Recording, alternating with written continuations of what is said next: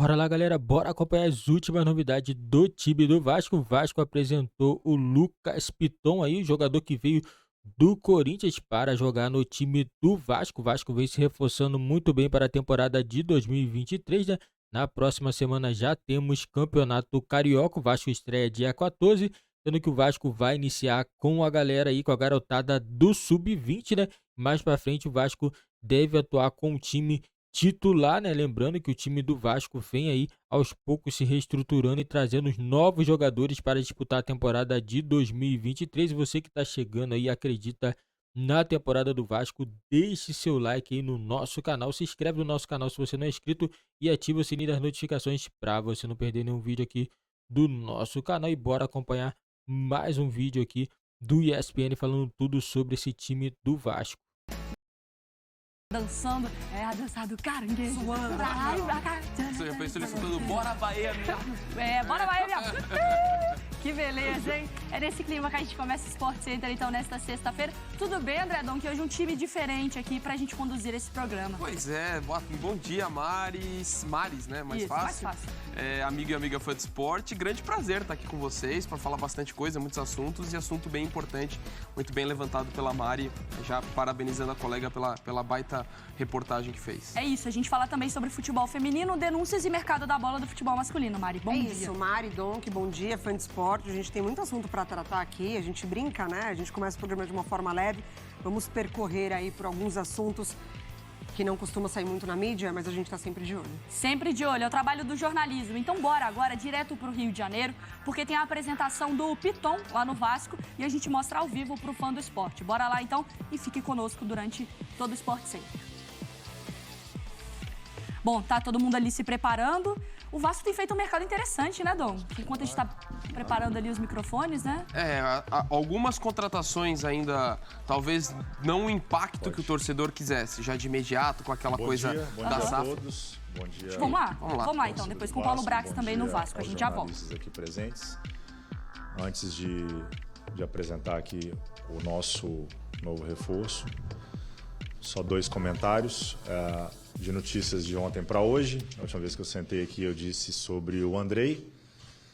E Andrei, o negócio está fechado, o Andrei está vendido para o Chelsea, na Inglaterra. De ontem para hoje tivemos a conclusão do negócio, assinaturas de lá e assinaturas de cá. Aproveitar para agradecer o Andrei, que chegou aqui no Vasco com 6 anos de idade, em 2011, e deixa o Vasco vendido para um grande clube mundial, como também é o Vasco, para jogar na Premier League, e que nos ajudou muito aqui, desde a base, desde o futsal, desde a base até o profissional, que nos ajudou no acesso ano passado. E em relação ao atleta Carlos Palácio, também notícia que surgiu ontem, o jogador viajou hoje para Santiago, vai realizar exames médicos no Colo-Colo. O negócio não está fechado, mas havendo novidade em relação a esse possível empréstimo do Vasco ao Colo-Colo, a gente fala com vocês. Ok? Lucas Piton, contratado junto ao Corinthians em definitivo. Uma negociação que eu preciso agradecer não só ao Piton e ao staff dele, mas ao Corinthians, nas pessoas do Alessandro e do Duílio, que foram muito retos desde o início da negociação conosco. O Vasco comprou 60% com opção de mais 20% do atleta, num contrato de 4 anos. Seja muito bem-vindo oficialmente, Piton, já está treinando conosco, já está completamente entrosado aqui dentro. E que seja uma trajetória de muito sucesso para você. E a gente vai te dar também todas as condições e estrutura para você dar esse passo para cima na sua carreira, que é o objetivo também do Vasco, nessa temporada que está só começando. Então, seja muito bem-vindo. E vamos à camisa. Bom, tá aí então a apresentação do Piton Donk, como você vinha dizendo, enquanto ele mostra a camisa aí? O Vasco, talvez, as pessoas tivessem aquela imaginação que fosse fazer contratações de impacto. A própria chegada do Barbieri, talvez esperasse um técnico mais badalado. Mas isso não muda o fato que o time está se reforçando e tem contratações de mais impacto. Então, imagino que chegue para ser titular, tendo em vista a regularidade que ele jogava no Corinthians. Você tem Pedro Raul, o próprio Orellana, que está perto de ser anunciado. Eu acho que é um Vasco que se fortalece. Em relação ao que era a Série B, porque era um time que precisava de qualidade e quantidade. Sim. É aquele time que sobe se arrastando na Série B. Então, quase precisaria... deixando para... E a gente está falando de uma Série A que o dito do Clube dos 13 estão presente. Atlético Paranaense, você tem um Red Bull Bragantino que mudou. Todo mundo, né? É uma das Série A's mais difíceis, não só para ganhar, mas para você permanecer já. Sim. Então, acho que o Vasco está nesse processo, ainda tem que mexer mais. Nesse novo momento de SAF também, né? Com Exato. várias outras equipes que acabam invertendo muito a ordem das coisas. Bora lá, então, porque vai começar a entrevista coletiva do Piton, mais um reforço, então, do Cruz Maltino. Bom dia a todos que estão presentes. Quero agradecer primeiramente a Deus, a minha família que também está presente, a direção Paulo, a comissão técnica, a todos os jogadores e funcionários que me receberam muito bem no Vasco, a torcida que me encheu de mensagens nas redes sociais, então venho muito motivado, muito feliz para poder ajudar o Vasco da melhor maneira possível. E dizer que estou muito feliz por estar aqui. De passes, ou pelo menos essa é uma filosofia enraizada nele para o Vasco, voltando para a Série A, com essa equipe. É esse o estilo de jogo? Como que o Vasco tem que se portar? Em termos de ideia e comparação com a dificuldade do futebol que ele vai encontrar. Eu acho que pode ser um estilo de jogo. Assim, o clube, quando ele contrata um treinador, em teoria, ele contrata já ciente e muito bem alinhado com a identidade, com a filosofia de trabalho desse treinador, né? Não quero imaginar que o Vasco contratou o Maurício Barbieri para mudar o estilo de trabalho do Barbieri, não. A conversa ela acontece previamente justamente para alinharem as expectativas. E o que a gente consegue acompanhar de informações é que já nos treinamentos o trabalho do Barbieri está agradando.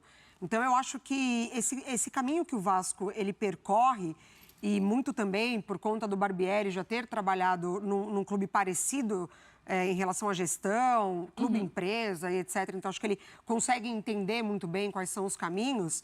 É justamente porque as contratações estão alinhadas com a ideia do Barbieri, com a ideia do clube. O clube faz um grande negócio agora vendendo o Andrei, que é, né, uma pena que a gente vai... Exatamente. A gente sempre lamenta, tem um lado bom e tem um lado ruim. E os jovens jogadores foram muito responsáveis pelo acesso do Vasco, né? Teve certo momento que dependeu deles, assim, isso não pode acontecer, tem que ter um equilíbrio. O Vasco agora parece que está montando uma equipe pensando neste equilíbrio, não no sentido de jovens, porque são jovens jogadores também, mas não são jogadores do acesso da base que sobe com a responsabilidade do profissional. São jovens com uma certa experiência, São né? jovens que vêm de clubes que, em teoria, estão acostumados com pressão de torcida, disputam a Série A, disputaram a Série A, no caso do Piton, no caso do Bambu, no caso do Léo, no caso do Pedro, do Raul.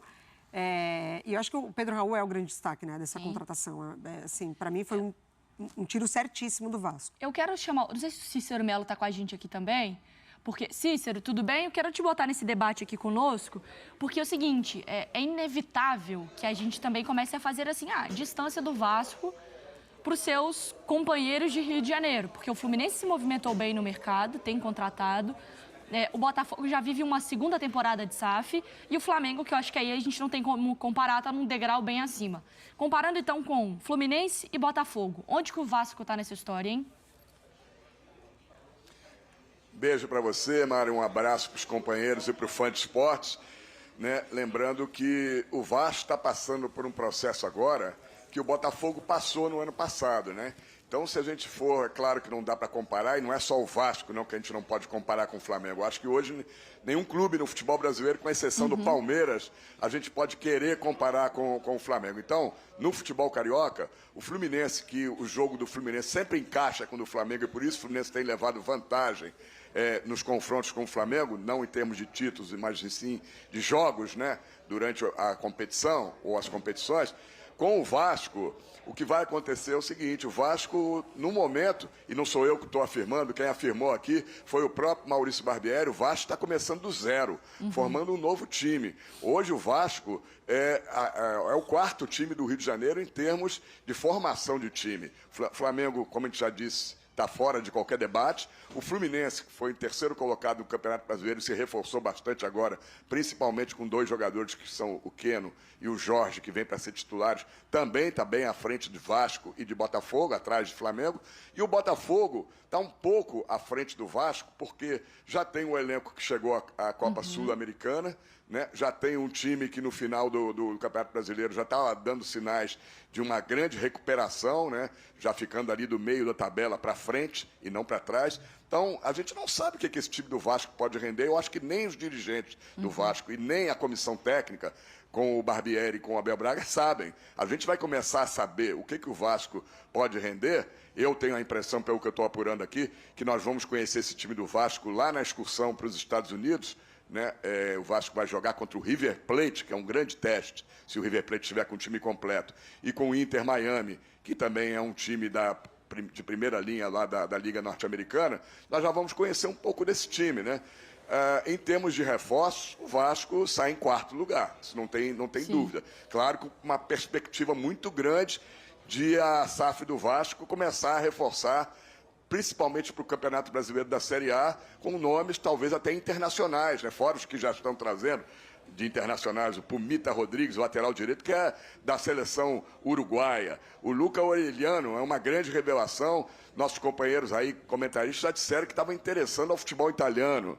Então, na verdade, o Orellano está terminando os exames médicos e definindo aí os detalhes do contrato. A qualquer momento vai ser anunciado oficialmente, deve ser apresentado junto com o Pumita Rodrigues e o Robson Bambu, né, na semana que vem.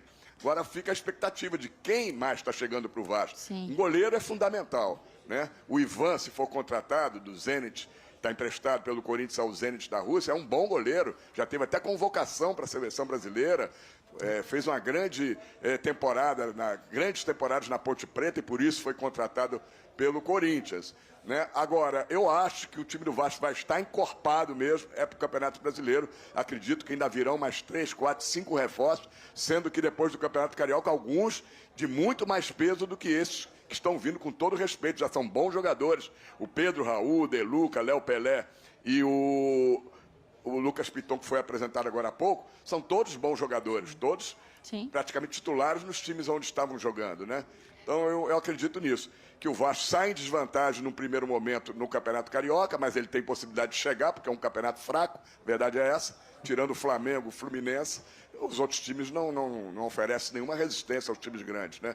Então, um campeonato fraco, o Vasco já pode dar um primeiro cartão de visitas chegando a uma semifinal e daí tem que ver dentro de campo o que vai acontecer. E para o Campeonato Brasileiro da Série A, o Vasco tem que começar bem, já com um time entrosado do Campeonato Carioca e chegando reforço para ir encaixando aí em pleno voo, né? É isso, vai preparando esse time, vai testando, vai aqui, funciona isso, não funciona isso, muda, o que a gente precisa fazer. De peças para isso, né? Cícero, obrigada, viu, pela participação. Você volta também, a gente vai conversando ao longo do Sport Center, qualquer coisa é só chamar. Até já. Boa, Cícero. Porque é isso, né? O Campeonato Carioca, porque eu acho que a grande diferença, quando você pega lá, Flamengo num patamar diferente, muito diferente do Brasil e da América do Sul.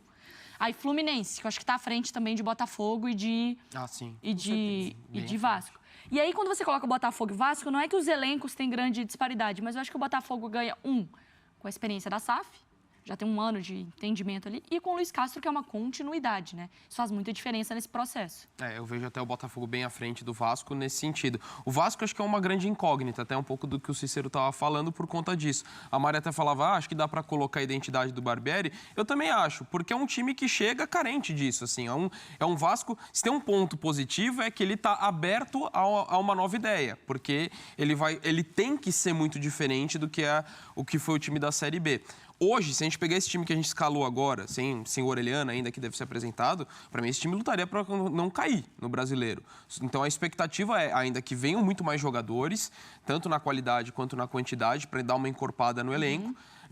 Eu acho que as contratações, o início é promissor, só que é um tanto lento ainda, que são 6 jogadores oficializados e a gente já está em vias de pensar na temporada. Então, acho que ainda o Vasco precisa de muito mais pensando num primeiro momento. E eu acho que também tem que ser muita paciência, sabe?